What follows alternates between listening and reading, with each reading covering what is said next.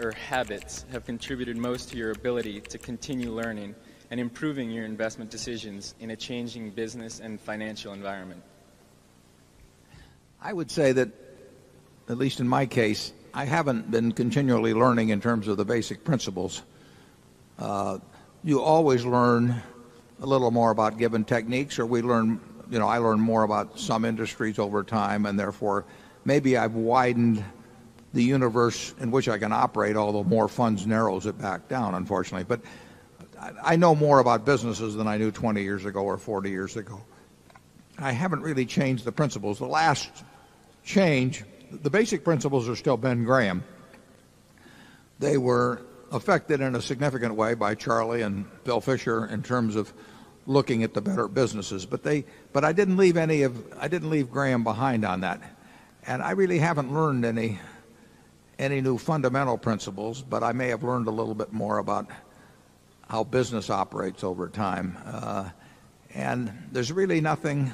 I mean, you ought to get a investment framework that comes straight from, in my view, from the intelligent investor and from Phil Fisher, more from the intelligent investor, actually.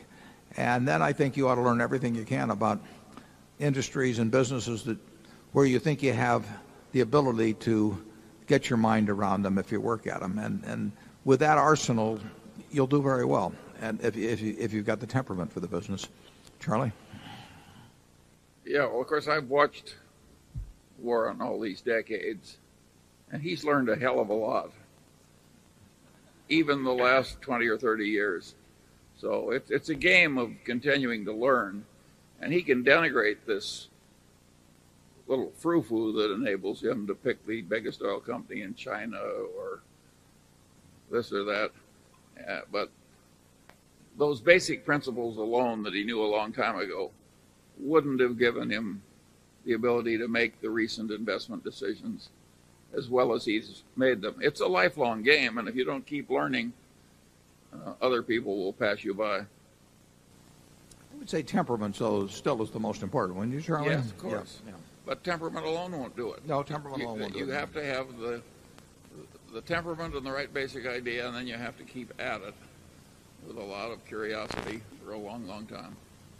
But you don't have to be have any blinding insights or have a high IQ to look at a PetroChina, for example. And no.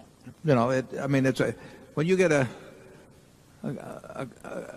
company that is doing 2.5 million barrels a day, that's 3.5% of the world, or 3% of the world's oil production, and they're selling based on U.S. prices, using WTI, as West Texas Intermediate as a base price, and where they have a significant part of the marketing and refining in a country. The tax rate's 30%. They say they're going to pay out 45% to you in dividends. Don't have unusual amounts of leverage. If you're buying something like that at well under half maybe a third of what comparable oil companies are selling for, that's not high-level stuff.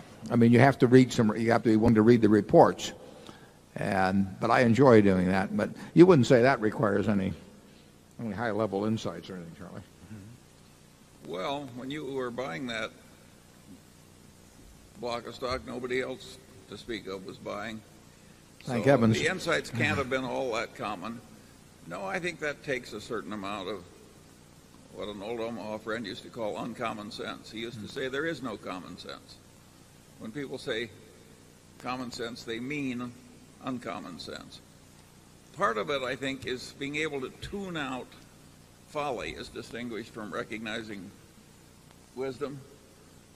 And if you just got whole categories of things you just bat away so your brain isn't cluttered with them, then you're better able to pick up a few sensible things to do. Yeah, we don't consider many stupid things. We get rid of them fast. And in fact, people get irritated with us because they'll call us, and when they're in the middle of the first sentence, we'll just tell them forget it. And we can see it coming. And that's the way actually the mind works. There was a great article in the New Yorker magazine 30 years ago or so, a little more than that. It was when the Fisher-Spassky chess matches were going on. And it got into the speculation of would the humans being able to take on computers in chess. And, here were these computers doing hundreds of thousands of calculations a second. And they said, how can the human mind, when all you're really looking at is the future, the results from various moves in the future, how can a human mind deal with a computer that's thinking at speeds that are unbelievable? And of course, they examine the subject some, and a mind like, well, in fact, all minds, but some much better than others, but a Fisher or a Spassky essentially was eliminating about 99.99% of the possibilities without even thinking about it. So it wasn't that they could outthink the computer in terms of speed, but they had this ability in what you might call grouping or exclusion, where essentially they just got right down to the few possibilities out of these zillions of possibilities that really had any chance of success. And getting rid of the nonsense, I mean, just figuring that people start calling you and saying, I've got this great, wonderful idea. Don't spend 10 minutes, once you know in the first sentence that it isn't a great, wonderful idea. Don't be polite. Go through the whole process. And Charlie and I are pretty good at that. We can hang up very fast. Right? Well, there you have it. All you've got to do is go at it in the way that Vasily Smyslov did when he was the world champion of chess, and just do the same thing in investments.